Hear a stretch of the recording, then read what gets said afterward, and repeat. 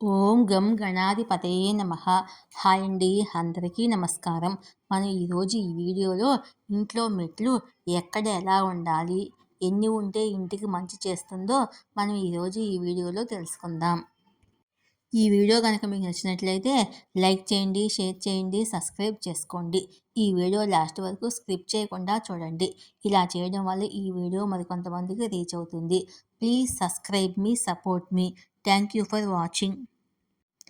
ఇంటి మెట్లకు సంబంధించిన అనేక ముఖ్యమైన చిట్కాలు వాస్తుశాస్త్రంలో ఉన్నాయి. మెట్లను నిర్మించేటప్పుడు వాస్తుతో పాటు కొన్ని ప్రత్యేక అంశాలను దృష్టిలో ఉంచుకోవాలని నమ్ముతారు. మెట్లు సరైన దిశలో నిర్మించినప్పుడే ఆ ఇంటికి క్షేమాన్ని ఇస్తుందని అంటారు. మెట్లు ఏ దిశలో ఉండాలి?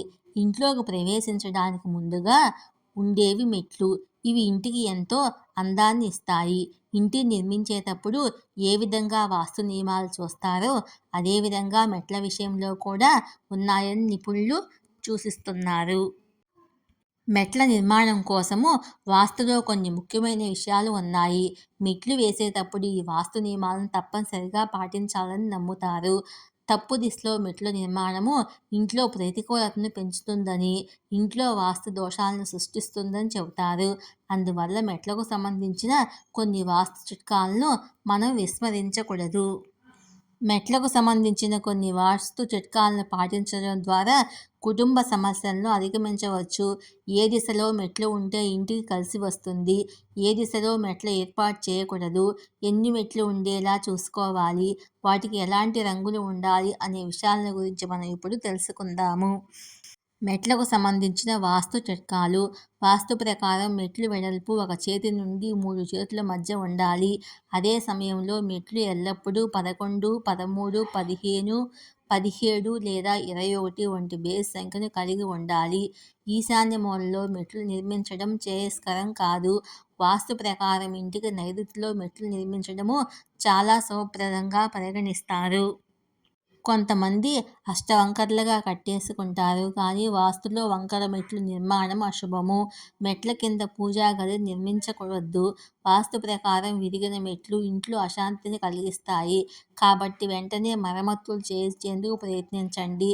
ఎప్పుడూ ఇంటి మధ్యలో మెట్లు నిర్మించకూడదు, అది అశుభంగా పరిగణిస్తారు. అలాగే ప్రధాన ద్వారం నుంచి మెట్లు చూడడం కూడా మంచిది కాదు. అంతేకాకుండా ఇంట్లో బ్రహ్మస్థానానికి కూడా చాలా ప్రాముఖ్యత ఉంది. ఈ స్థలంలో మెట్లు నిర్మించకూడదు. వాస్తు ప్రకారం టాయిలెట్, స్టోర్ రూమ్ లేదా డస్ట్బిన్ వంటి ప్రతికూల శక్తి ఉన్న వస్తువులు, గదులు మెట్ల కింద ఉంచకూడదు. ఈ మధ్యకాలంలో చాలామంది గేటు దగ్గర ఉండే మెట్ల కింద టాయిలెట్ నిర్మించుకుంటున్నారు, కానీ అది ఇంటికి ఏమాత్రం మంచిది కాదని నిపుణులు సూచిస్తున్నారు. మెట్లు ప్రారంభంలో చివరి తలుపులు వాస్తు నియమాల ప్రకారం ఉండాలని నమ్ముతారు. దిగువ తలుపులు ఎగువ తలుపులు కంటే సమానంగా లేదా కొంచెం పెద్దదిగా ఉండాలి. మెట్లకు వేసే రంగులు కూడా చాలా ముఖ్యము. వాటికి తెలుపు లేదా లేత గోధుమ రంగు, బూడిద రంగు వేసుకోవడం మంచిది.